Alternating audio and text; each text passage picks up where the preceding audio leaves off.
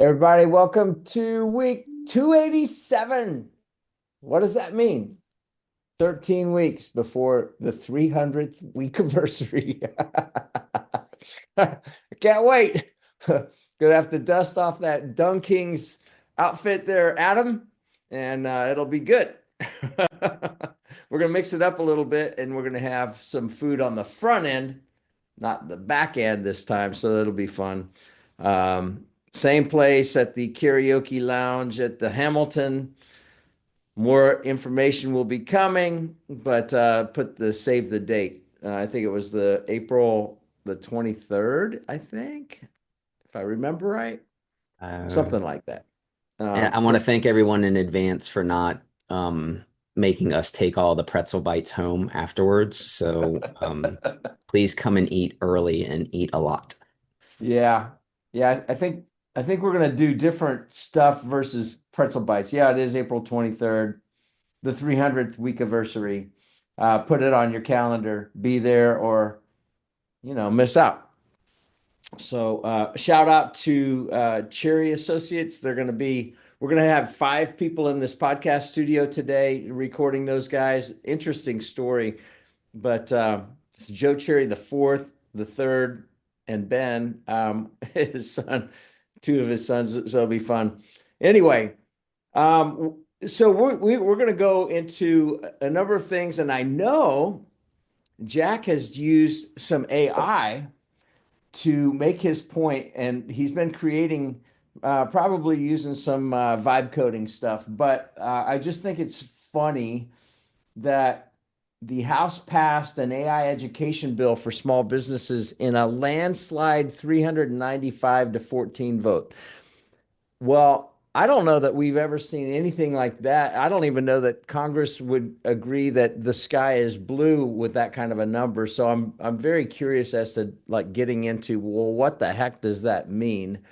Maybe Cliff Clavin, Jack Santinello will be able to let us know. But nonetheless, that came through on the 20th, so a couple days ago. In the meantime, and I know, Jack, you've got some good fun show and tells. Like, you've been researching this and actually doing some fun, creative things, which will be great. And we had just a lot of discussion around AI last week, which was fun. But Adam, before we dive into that, any rants, raves? You're out of our Greenville office today. So good to see you there. And I'm glad that we've got internet service there. So it's good. Yep. Um, you know, I'll never say that it looks like we have a period of stability again, because that seems to be a jinx. So let me just start there and say that. So now I will touch briefly on the AI education thing.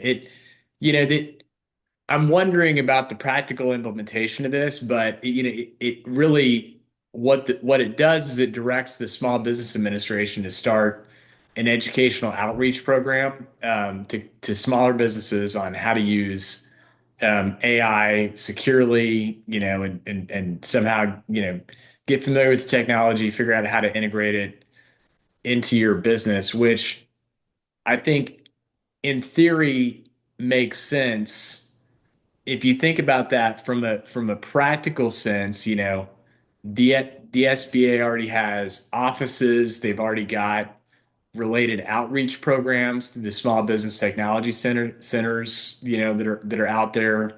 If I'm not mistaken, I think that they also at least administer, help fund the Service Corps of Retired Engineer or executives. I may be wrong on that. I just know that they're related to the SBA, Small Business Development Center. So if people didn't know, you know, if you are a brand new company, or even a small company, and you want to get some advice, you can go to the SBA and get some advice. And frankly, I will say I actually did that when starting the CPA firm. like that. I read that in a how to start a business book. It said, go talk to the small business counselor and see what they have to say about your business plan. I did that. And it was a good check the box exercise just to hear that I wasn't insane in terms of what Yeah. I was doing. Um, all of that said, I think what I'm just wondering is like, hey, there've been funding cuts to the SBA. I think I'm also wondering like, well, how are you actually going to do this? From a practical implementation standpoint, that's sort of question number one. Question number two is, before we all get excited, um, if you've met before with said SBA people, um, Gary would be a spring chicken in the audience. And I totally get, Gary did just develop an app, himself. So he has learned some stuff. And, I know that some senior citizens can be technologically savvy. I'm just saying, like, I don't know, man.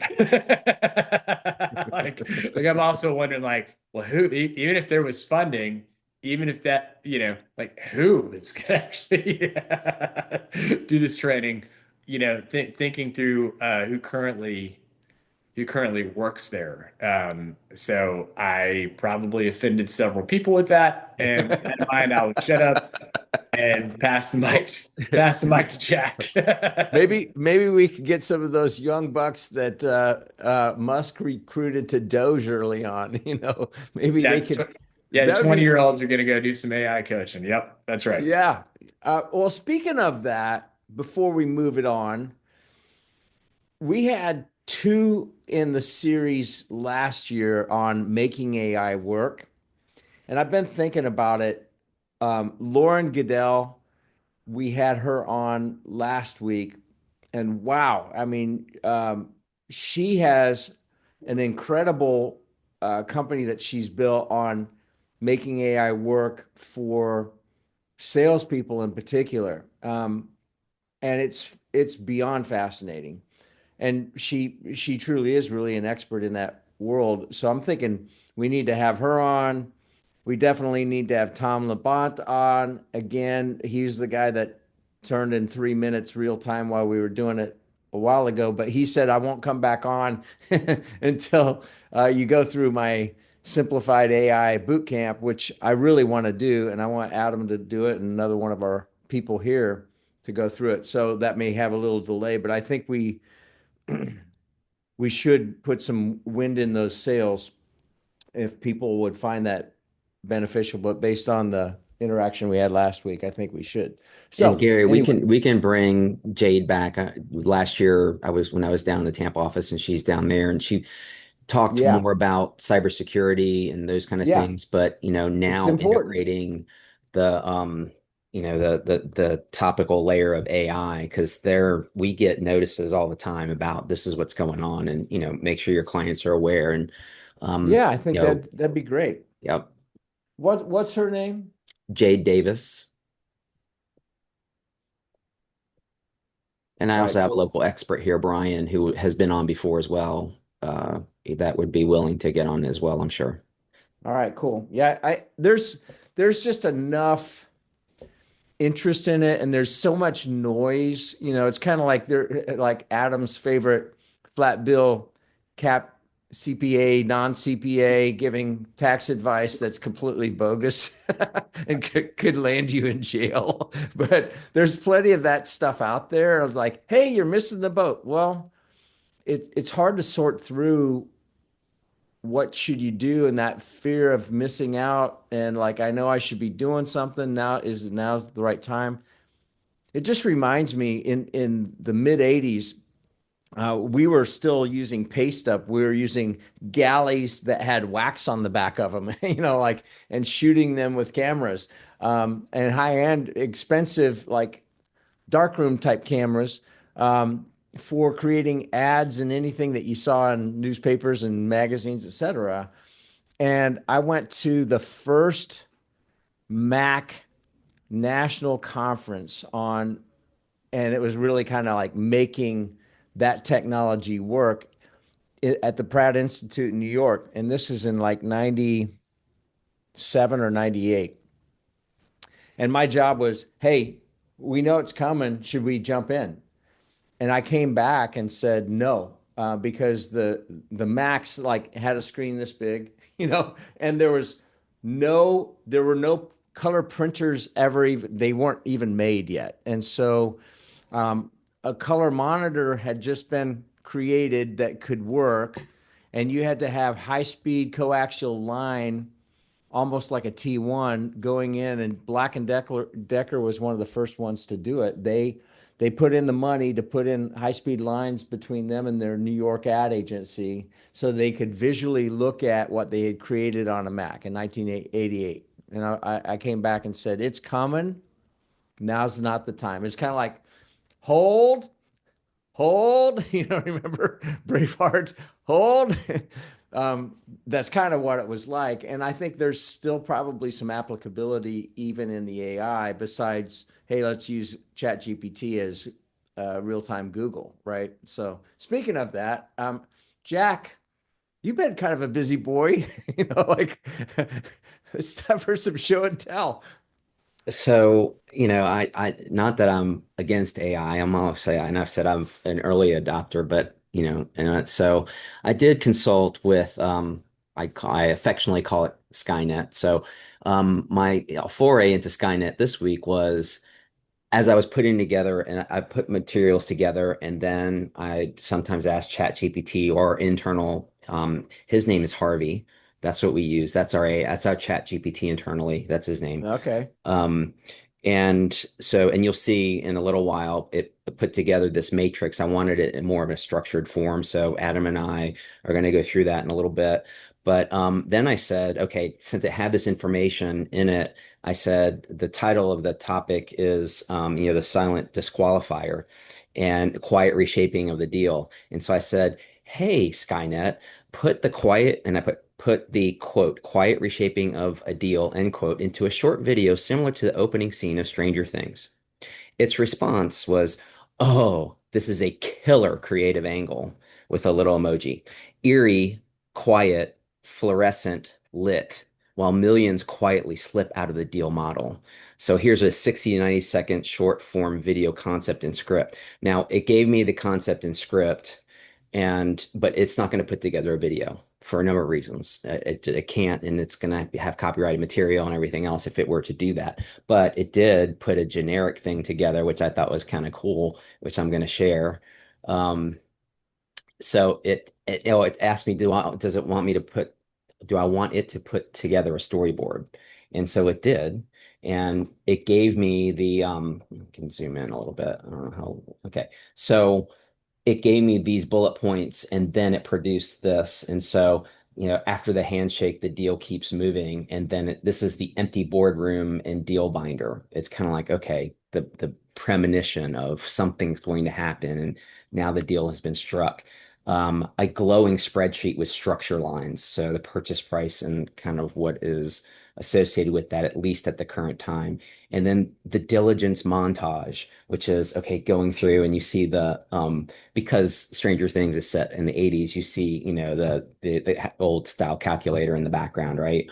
And then silhouette sliding revised terms. So there's, the quiet back room, dark lit, discussions going on as to what the buyers are thinking and in reviewing your documents as a seller. So, and then the biggest changes to your deal happen after you leave the room. So, I saw that and I was like, that's pretty cool. So, I don't know, maybe I will get it to try to produce a Stranger Things video, actually with, all those things together. But, so anyway, uh, before we go into that, there's a few things that I want to mention that are going on Capitol Hill, per my colleagues that monitor those things.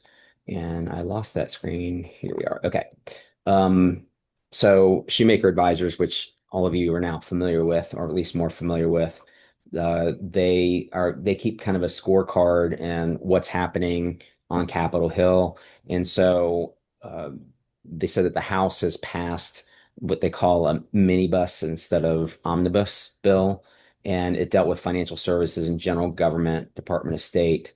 But the more politically sensitive stuff dealing with defense, labor, HSS, education, homeland security, transportation, HUD remain unresolved.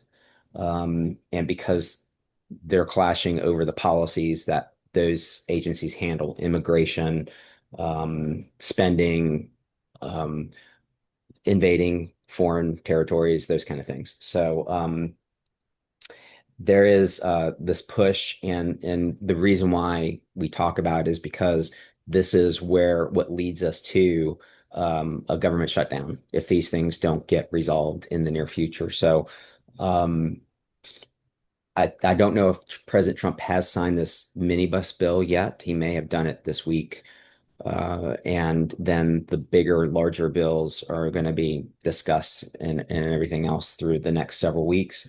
And so that's what's going on with that.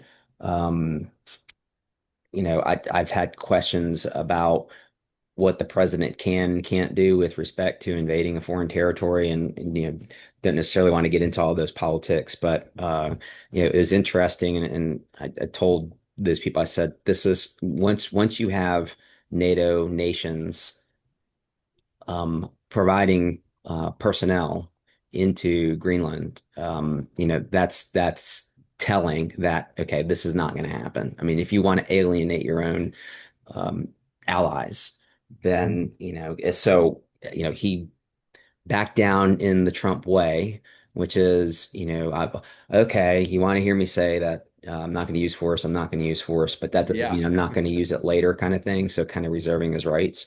The issue and what frustrates me is that, okay, I'm looking at my investment accounts, and because he, says something which is a negotiating tactic. I mean, we're not going to go invade Greenland. Right. And so but it has an economic impact. And so it's kind of like he's leveraging off of all of us in our bank accounts and our investment accounts via the stock market and, impacting that. Now it's going to recover, but it's It's time to just buy. frustrating to see, right? Yeah, exactly. Like when I bought Tesla Yes. And then at all the conspiracy 277. theorists come out and say he's doing this on purpose to pad his own. So that way, he knows, he anticipates, he knows what's going to happen. He buys, and then things normalize. And I'm like, okay, you lost me there because I'm not going to go into conspiracy Right. theories. Right. So anyway, that's kind of what's going on Capitol Hill. Okay, that's good to know. Um, I'm just happy to see a landslide majority agree on anything because, agreeing that even breathing air, I'm not sure that we'd have that same, size of a shift back and forth there. So, that's good. So, all right. Well, let's launch into a little bit more of this deal stuff, like for those that, I mean, listen, whether you're interested in selling or not, you ought to know because at some point there's going to be a transition. If you're a business owner, you're going to transition it to one of your kids or a trusted employee, or you're going to do an ESOP, or somebody's going to be knocking on the door and the price is right and the mood is right for you to actually listen. And it's just good to be prepared because if you wait, we've said it many, many times, you snooze, you lose. Yep, absolutely. So let's kind of reframe or refresh kind of where we're at. So we've talked about this stuff generally. We've kind of talked about what happens at the beginning phase, which is the LOI, and what thought process is going on behind the scenes versus what the overt optics are, what's going on in the negotiations, in the emails back and forth, in these kumbaya conversations via Teams and Zoom and everything else. But understand that the the LOI in that process is really just a placeholder. It's the beginning part of the process. And so it's all of that is conditional upon what comes next.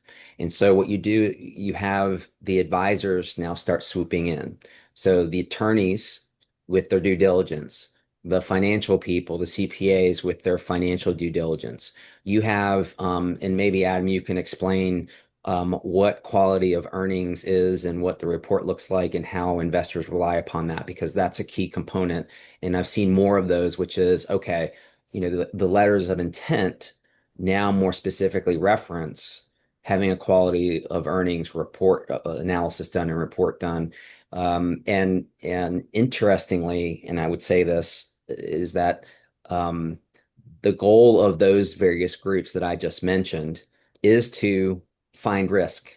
It is to find where the potholes are so that our client, the buyer, does not step through them or step on them and fall in. And so, it is, and a lot of times it gets frustrating when you represent the seller in that, okay, that's minutia. That's just an assumption of risk. It's just normal business.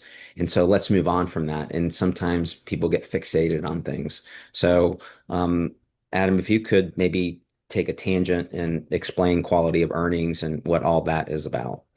Yeah. So, you know, back in the old days, we used to just call that normalizing EBITDA. But, they go a lot more in depth today. So so first off, the quality of earnings report, it's an official report. Like there's an official set of procedures, there's like the people that issue them are typically either, CPA firms or people that have valuation credentials associated with themselves. So they're very, very similar to getting a business valuation done, with similar document requests from a diligence perspective. But really what they're trying to look for more so financially are any sort of big risk areas. So the first thing they look at is, generally speaking, hey, how do you do the accounting around this place? Like, does it even make sense? In other words, like, are you keeping your financials on a method of accounting that would be normal for a larger company of your size? So if you think about, like, you know, I'm a home builder. I'm a home builder and I get a big deposit from a customer before I'm ready to start work. Like, and I just treat it as income. Well, that's not true. That's not, you didn't earn that yet. So like, that's an example of like, oh yeah, I had a record year, Gary. I've got $1 million in EBITDA, great time to sell the company, when really what I had was five $200,000 deposits for work that I was going to perform over the next year and a half. It's like, I don't have anything, at this point, right? From a quality of earnings standpoint. I think the next thing they're looking for is pockets of things that are going to cost more money. Like, you underpay Timmy relative to the market. You know, you underpay yourself relative to the market. Um, that's the next area that they're going to really focus on. Next area they'll focus on are just, the things you would expect, like, is there customer concentration risk? Are there customer profitability issues? Like, hey, let's stratify the customer. Demographics. Kind of look at growth rates within customer classes. What's the customer churn? Things like that. And again, it, they're never, the result of a quality of earnings report never resulted in the following: Jack, we offered you 15 million, but dude, I gotta tell you, you're way better than we thought. Here's 30. you know Instead, the offer mostly stands and they come back and say, yeah, they confirmed what you told us. Like, it never goes up. It only goes down from there. But those are the major buckets. The last thing that I'd say about the quality of earnings report itself, similar to, pretty much any deal over a couple $1 million, we're seeing it too, as well, Jack. But a lot of times we're getting asked by clients if we do quality of earnings reports, and I'm like, well, Why are you asking the question? Well, I'm thinking about selling. My broker told me that I should get one. And I'm like, "Th- this is just Adam's opinion. Um, that like going through a full-blown report, if you go back to it, like think, okay, I'm going to issue a report on the assumption that um, Jack's team, Shoemaker, who represented the buyer, when the deal goes wrong, would like people to sue. And me as the report issuer will be on the list of people that Jack will be suing because I did an incompetent job and Jack's client was 100% reliant upon my work. And had I simply done one more thing that a 5-year-old should have been able to identify, forgetting for the fact that Jack represents a very sophisticated buyer group that all went to Stanford and Harvard, you know, I would have never done this deal, and my children wouldn't be in the poorhouse today. So like that's the report you're getting. Like that's the mentality of the people that are issuing the report. So when someone says, hey, you ought to get one done before you go to sell, first off, Jack's client's not going to rely on it. They're going to have their own team come in and do a report. So it really is a lot like getting a pre-inspection done on a house, you know, and the thing like what but at the same time it's like what are you going to do? Like you're going to share it with the buyer? Hey, by the way, here's my Right, pre-inspection report. right. Like that's where the similarities sort of cease. So I think our approach is more like, you know, having your buddy, the general contractor, over and saying, hey, dude, I'm not going to get the pre-inspection report, but would you give this thing a once over and tell me what I need to fix before I go to sell this thing and double check to see Yeah. if there's mold in the crawl space? Like, because that's really all I need to do is like, what's glaringly structural that somebody's going to point out? And if I had to replace the HVAC, what would that take? And double check for the mold in the crawl space because I definitely don't want that on an inspection report. you know, Yeah. and that pretty well gets the job done. Is just having, whether it's us or another advisor just come in and say, hey, you've been doing this for a long time. What do you see as the glaring things that they're going to push back on? And usually we can do that pretty quickly without going through the whole rigmarole. I kind of to me it's just no offense if we have any investment bankers on the call. It's just a way to make their job kind of lazy. It's like, dude, you guys ought to be digging into this stuff as part of you representing this deal in the first place, man. Instead, you're also trying to outsource it to some. Anyway, I'll shut up now. That's enough I of bashing people. That's my feeling about the Q of E. I agree with that. And I didn't even know it was called equality of earnings when we did the same thing. First of all, I love your no nonsense, matter of fact, Jack and Adam approach because it's refreshing. That's what we did when we were looking to do a strategic alliance in Europe for a big aerospace client that I had. And like we needed to have some of that stuff kind of buttoned up. We had an internal CPA, an external CPA. Um, but what was interesting, and at that time, this guy that we brought in was a guru for some of this stuff. We still paid him 10 grand to come in, but it was done in a day versus prolonged period of time and bloodletting that can run right in today's money. They can go as cheap as 15,000 bucks. They can go more into 60,000 bucks for a Q of E. But we had them do that, and they stumbled across a line item that ended up unraveling, and I discovered my partner's embezzlement from it. So, it's like, but it was a simple approach. And we weren't looking for, we just needed to have the structure and at least a baseline to know, hey, can we have the conversations and what are we looking at?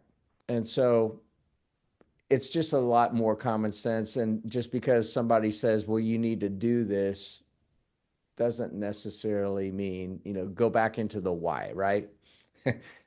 It's a legal term, I think, that Jack says a lot. Should I do it? Yeah, It go for it. depends. I have a t-shirt that says that actually. I know.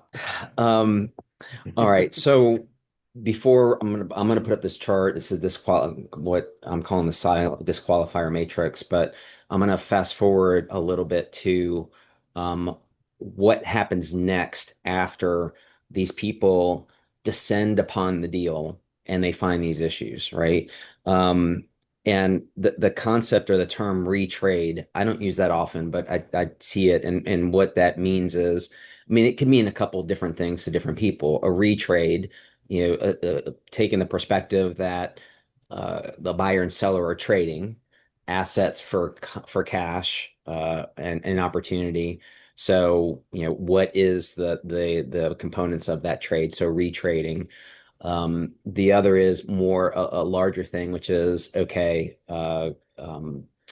Retrading based upon what is supposedly normal in the market and comparing it to the business that is being analyzed. So you're basically retrading based upon external factors as they relate to internal factors. So all that is going on. Common triggers for a retrade are working capital disputes. So during even prior to the LOI phase, during the LOI phase, shortly after, there are certain assumptions that are made. And even in the ultimate document, the asset purchase agreement, certain assumptions that are made with respect to working capital, what it has been historically, what it should be at the time it's analyzed and what it should be at closing. And then there's usually a post-closing analysis that's done to make sure that all those calculations were done properly. And then there's likely a dollar for dollar swap between you benchmark what it is. Let's say it's $800,000, and every dollar that is above that, then the seller gets paid that. For every dollar that's underneath that, then the seller owes money to the buyer. So customer concentration we've talked about before, which is, wait a minute, we didn't realize until we reviewed your material contracts that your customer concentration, while you have a potentially a broad base, you showed us your customer list, only 10% of those are in long-term contracts and account for 80% of your revenue for the past 24 months. So, it's when you're digging down to see where the money's coming from. Owner dependency, we've talked about. Capital expenditure normalization, which is one of the things that Adam was referencing when you're talking about normalization, and quality of earnings. Inventory aging, deferred maintenance. If the company owns property, owns buildings, and just hasn't been maintained, that you find out that that HVAC unit, that $250,000 HVAC unit is about to go out, and it might have lasted longer if there had been quarterly annual maintenance done on it. And that belt that should have been replaced 5 years ago that is now wearing down the motor would not have done so as much. So that's I'm referring in my head to a real life recent experience with a client that actually had that happen. Wow. Um, Earn out expansions. So again, this is a little bit more risky than we thought. So we want to give you your money, but we're going to push it down the road to make sure that these things that we found are not going to have an impact on us because we didn't know about it when we made you that $20 million offer. So we're going to kind of push the risk. You need to be part of the risk. So we're going to push that earn out down the road. Indemnity adjustments to indemnity caps. So we're willing to take that risk, but if something happens in the short term, we want to be able to pull up money out of that insurance policy that you funded. That US Bank or Chase Bank is holding $500,000. So we want to basically withdraw some funds from that when we file a claim. And so that's what we're going to do. And so there was a quote that says, no one says we're retrading you. They say, our advisors have raised something of concern. And this is our thoughts on how we might address that concern, which basically means is we're going to adjust the purchase price and or how soon you get paid.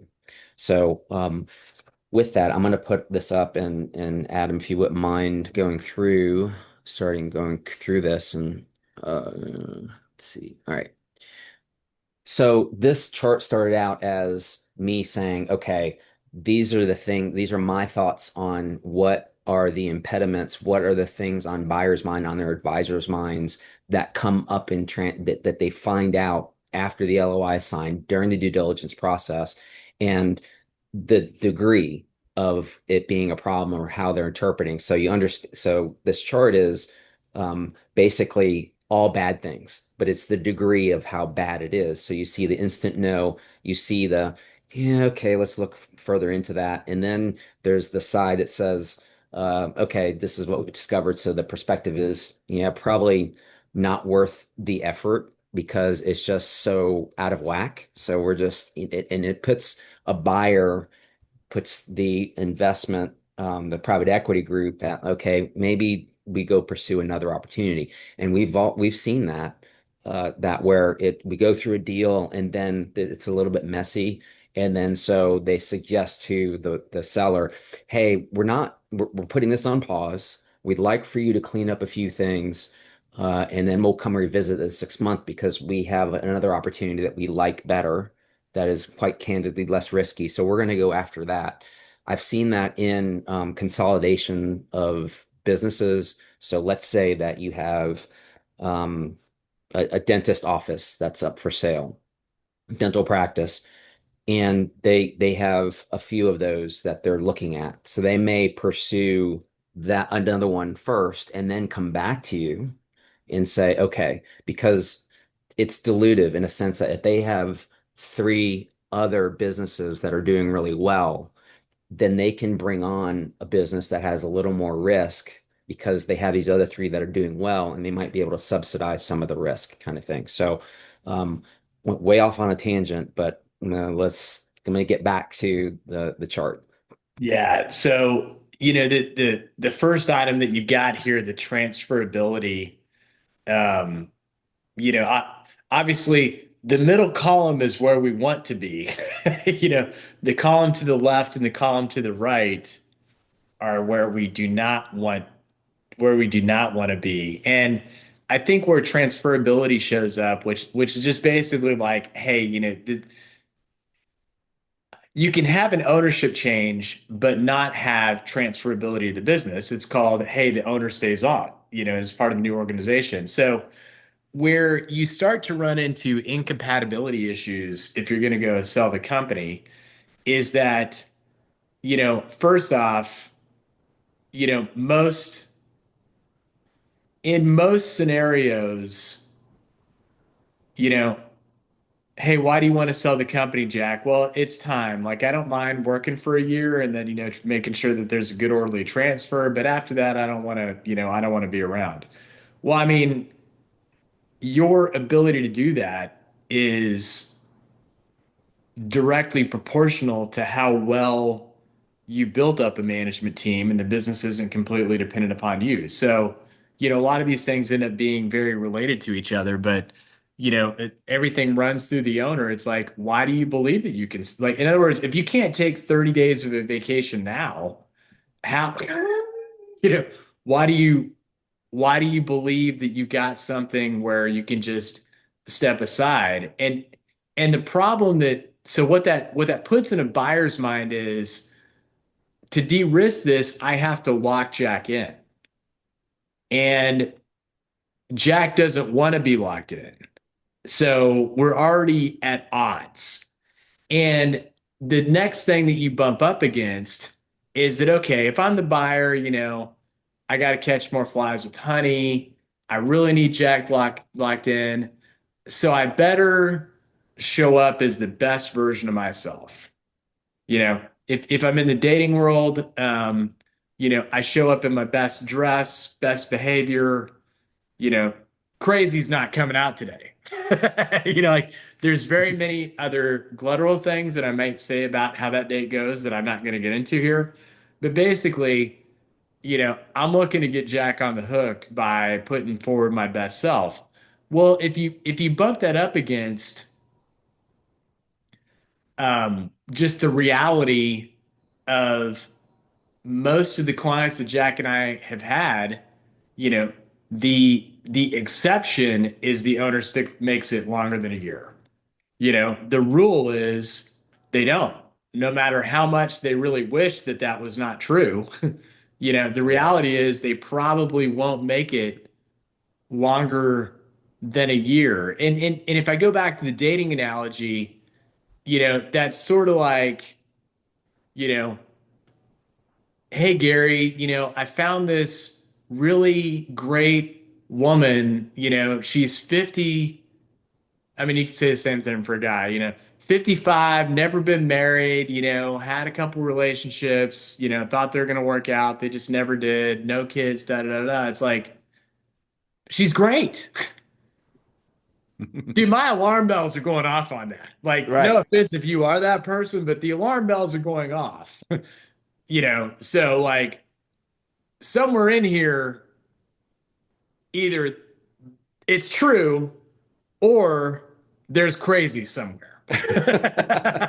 you know, and we just need to smoke out where it's at, So that's kind of what the equivalent of this is. And I'll hit on the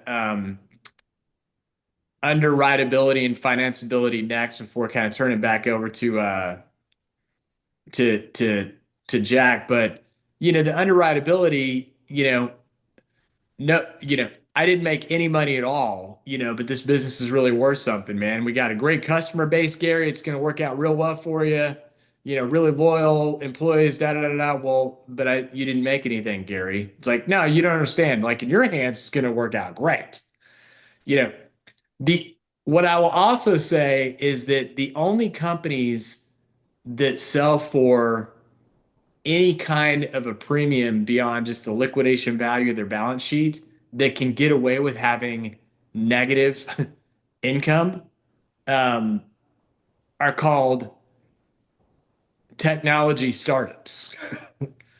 you know that's about it. Like that's about all that can get away with this. Otherwise, you got to be at the point where even if the $100 that you're showing really is $200 after you go add back stuff, you got to be in positive territory, especially in our market in Charlotte, because even though we've got a good fintech sector in Charlotte, you hear about some of the unicorns that could happen in Charlotte. We actually really suck at startup investing. Yeah. And that's driven primarily because most of the investors in Charlotte were former bankers. You know how easy it is to get a loan from a bank as a startup, and like it's not possible. So like they're just used to investing in businesses that have positive EBITDA. And I mean, going back to the messy financials, it's like how are you supposed to make your case? Like, how are you supposed to make your case? It's like you might as well just say whatever you wanted, whatever you were worth, multiply it times 50 to 75%, and that's what you're going to get as the messy tax. And that may even be being generous. So like eventually buyers just get to the point of like, I just enough's enough. Like, I don't know what the truth is. I don't want to mess with this anymore. Which then bleeds into financeability. It's like, obviously stable margins are the best, meaning like, yeah, pretty steady, profitability, pretty steady gross margin. But at least I need to be able to explain my swings if I have any swings. Like, hey, I mispriced something. Oh, hey, tariffs would be a good example of like, hey, I wasn't planning on that. Now I've got one. Like that would be an example of a negative margin swing that is very explainable. Um, but if they're not, then it's just like, what kind of which margin should I believe, the good one or the bad one? Of course, I'm going to default to believing the bad one. So, a comment back to the owner stepping back, and no question that it is the buyer who is in control of that. And so the buyer's perspective is, okay, how long do we need to keep this person? And it's not necessarily a bad vibe or bad perspective. It is okay, we bought this business, we want to move on. We know we need this person's expertise for transition purposes. And hopefully that's what it's for, transition purposes, not to necessarily run the business unless that was part of the deal. That the person, and that happens all the time, the person remains the CEO, but is under an employment agreement, is no longer an owner, maybe has some sort of equity in the business. But so and then it's the a lot of times it's the seller that says, okay, well, I'll hang on for as long as you need me, with a cap on it. So it's 1 year, 2 year, 3 years. And some of the ways that you defer purchase price, payment of purchase price is through consulting agreements and those kind of things, which we can talk about as well. But as far as like going on to scalability, uh, and this relates back to the owner doing everything. So when you don't have others who are running the business, buyers like to go into a business predominantly where there is organizational structure, management structure. And so that they see that it's a well-oiled, well-tuned, well-functioning machine. And so when you have the layers of responsibility, but the opposite is also problematic where you have too many layers. And it's like, okay, you have a VP of everything, one of everything, and that needs to be shrunk as well. So there needs to be the lieutenants, and it doesn't necessarily, you don't need to have a org chart that shows VP, whatever it is on there, just demonstrating that there are other people who are helping operate the business, and it's not just concentrated with one or two individuals necessarily. Now, it may be that your business structure doesn't require that amount of depth, and so, but understand that there are consequences for that, and that an expanding business is one that's showing that the management function is diverse. It could be a key employee, two key employees, whatever it may be. A lot of times it's the next generation, and so you see that you have the kids or the nephew, niece that is involved in the business. The I would say call it concentration risks in management potentially. Integration risk, and that's talking more about the processes and procedures that you have, both for internal governance, internal processing, and those kind of things. And if you have systems in place, again, not too many systems so that it's overly burdensome and a lot of red tape, then we see more success in getting through the due diligence and more desire of buyers to purchase and not deduct. Because with these things that we talk about, if they're not in place, you translate those to more effort on the buyer side of things to get things correct or to leverage off of management team, maybe for another division or somewhere else, or bring in more people themselves to run the business the way they want it to be run, where they're not necessarily directly in the day-to-day operating of the business. And so again, in my mind, just short circuit to the end result is, again, purchase price deduct or adjustment, or pushing some of the purchase price funds out in the form of an earnout, or holding back more in the insurance policy funding in the form of holdbacks and indemnification. Um, Exit risk. So again, we talked about customer concentration, diversified revenue. And to my example a few moments ago, it's not just that you have a lot of clients and customers. It is also a fact of where is that money coming from? And, do you have maybe three or four clients and customers that predominate your revenue receipt? And so, great that you have, gazillion customers, but if it's really the revenue is only coming from a few. Now, there is an upside to that, which is if you have a diversified customer portfolio and list, and it may be that you just haven't put enough effort into upselling them and really finding out more. And we've talked about this many times. Know your customer and don't make assumptions that because you're providing them with one good or service, that they may not be prime for another purchasing, expanding their purchasing, expanding the services that you provide to them. And I say that by experience. And it is that sometimes I have in my career gotten linear and acquired a client, for example, in franchise. It's a franchisor or multi-unit franchisee. Earlier in my career, I may not have been as curious as to, oh, okay, or brave enough, quite candidly, to ask the question, who's doing your corporate work? Who's doing your employment work? Who's doing these other things for you? And that a great source. And I found the hard way in some cases that I if I had asked, I would have been doing that work sooner, and or because I didn't ask, that work went somewhere else. Oh, I didn't know you guys did that. And the presumption of being a multi-state law firm, AmLaw 200 law firm. We weren't that back then, but just again, just not being focused on looking out in reducing that risk and diversifying the revenue from your current customers.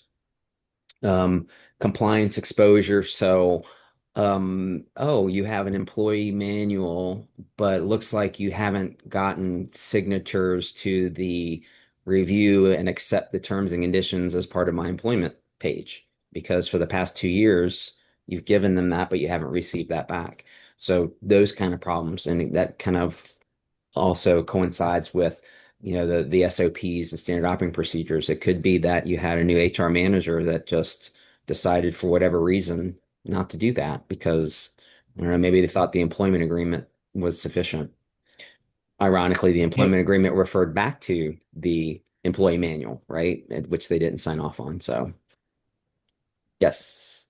Jack, John has asked if we could get a copy of this chart, and if so, any way you can throw it in the chat? I don't know if it's Um, possible, yes, or probably. Yes, I will do it if I can. all right, and And if so, not, yes, um, I'll do it email. after as we continue to get through the list. And when we All get right, through it, I'll pull it off and all right, then cool. save it because this is in cyberspace at this point. I mean, it's on my screen, but I haven't saved it. All right, Okay. cool. Um, KPIs. I have had clients and opposing parties ask me what KPI is. And I mean, it's no big deal. I mean, key performance indicators. And it may be that unbeknownst to the person that doesn't label it KPI, they're already doing it. But do you know as the business owner, what are your performance indicators? What is going to show whether or not you have success or not? So basically, key KPIs are uh, the goals, but more specific than these, higher level goals practically implemented into your business, and then having a mechanism to benchmark those. So for any indicator, what is success? Is it a percentage growth of revenue? Is it a percentage growth of number of clients? Is it a percentage growth of specific clients in a specific industry for a specific product or service? So you set those up and you benchmark those. Buyers like to see that you're paying attention with specificity as to how the business is doing. Because if, let's say, that you had a goal that was transformed into a KPI, but you weren't meeting that goal, you weren't meeting the KPI, which is the indication of whether or not you're meeting that goal, then what are you doing about it? Have you done anything about it? And to see that maybe in 2023 you had these KPIs, you didn't, some of them were not the appropriate KPIs, the appropriate um, indicators that you shifted. And I'm trying not to use the word pivot because I just don't, everybody was using that during COVID and it just, COVID, man. yeah, That I was the know. number one term. So the synonym of pivot, adjust. So to see that you've adjusted, that means you know about your business, you know what's going to be successful, you are monitoring what is not, and you're not wasting time and money and resources on things that are not working for you, but it's based upon objective data that you have set up in that period of time. Margin durability. So, um, that's just maybe a fancy way of saying how formal are your relationships. So going back to the long list of customers and clients, but it turns out that you do not have the depth of uh, contracts that are long term. So basically, what it says to me is maybe they don't like the fact that private equity now owns your business, and so maybe they go elsewhere. And so, or maybe they go elsewhere with a key employee that we did not hire for whatever reasons we wanted to not hire for. So, um, data integrity. So Adam had mentioned this before about, record keeping and financials and everything else. So, showing that the financials are accurate. As a side note, in doing documents, when a document says that you have done your books according to GAAP, that is not boilerplate. That means something very significant. And you're basically making a representation that your books are done a certain way.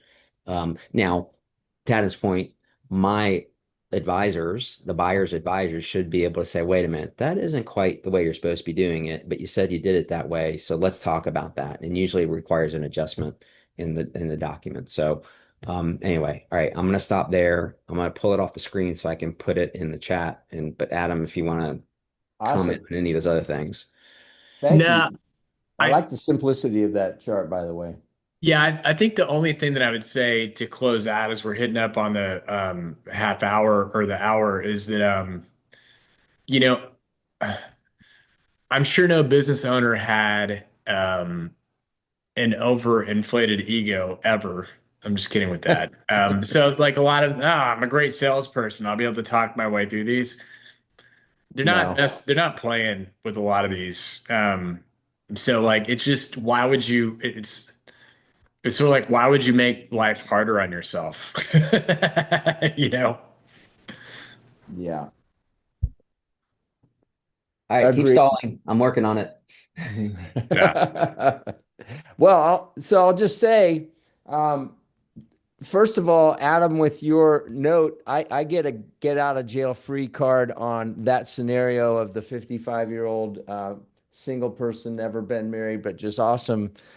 I've been married almost 43 years, so almost as old Yeah. as that Cal is. Like, I gotta, like, sorry, I'm not interested. Yeah. uh, All right, I so think I did it, but you're going to you have to did share it. it externally. So let's see if that works.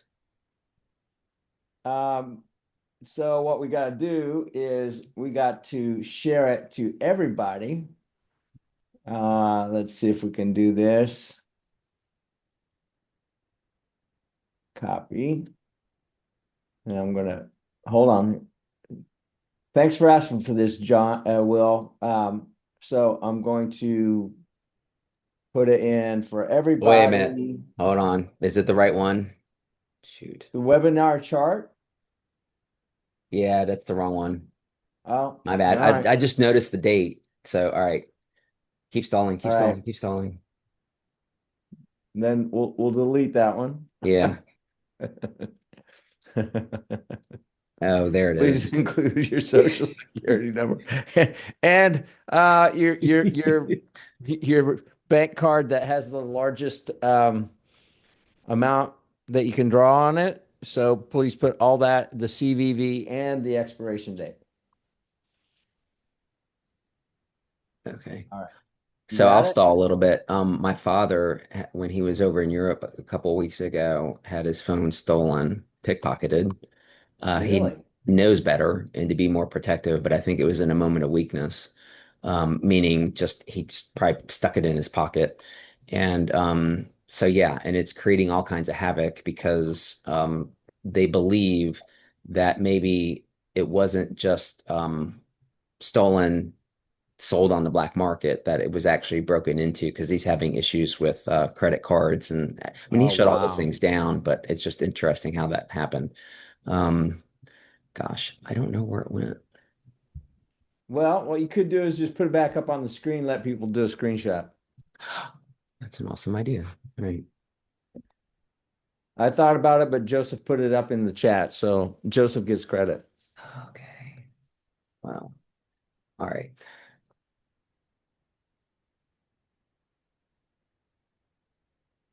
I feel like I'm letting everybody down in my No, it's all right. The nerdiness. pressure's high, man. The pressure's high. We're going to just see what you're made of. All right. There you go. Uh, Everybody get your phones out. it's still black. There we go. Okay. There we go. Ask Joseph for his social security number too. All right, take screenshots, everybody. Thank you, Jack. We'll put this thing up on the BGW YouTube channel. Shoemaker will do the same. Thank you guys for joining us. See us next week, Lord willing, for week 288. And if it's sleeting and freezing rain on Sunday, do not drive. Yes. Stay safe. Thank you, guys. See Right. y'all. You Bye bye. guys. Bye.